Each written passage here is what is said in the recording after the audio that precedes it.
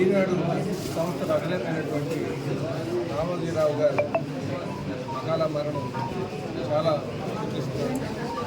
వారి ఆత్మకు శాంతి కలగాలని, వారు కుటుంబ సభ్యులకు ఆ భగవంతుని మనోదయం ప్రసాదించాలని ఆ భగవంతుని వేడుకుంటూ వారికి ఈ సందర్భంగా నివాళులు అర్పిస్తూ నేను ఆయన కోసం చెప్పుకోవాలంటే పత్రికా రంగంలో అదే మీడియా రంగంలో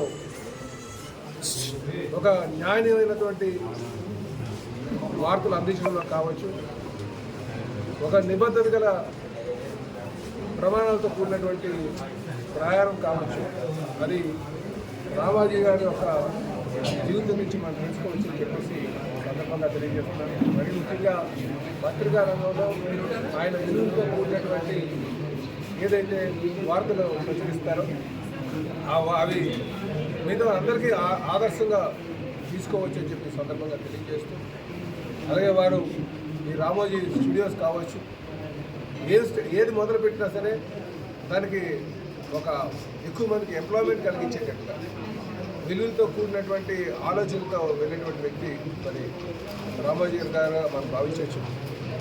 వారికి నిజంగా ఇప్పుడున్నటువంటి ఎవరైతే యంగ్ బిజినెస్ మ్యాన్ కావచ్చు, లేకపోతే పత్రికా రంగంలో ఉన్నటువంటి వారు కావచ్చు, ఆయన ఆదర్శంగా తీసుకోవచ్చు అని చెప్పి ఈ సందర్భంగా తెలియజేస్తున్నాం.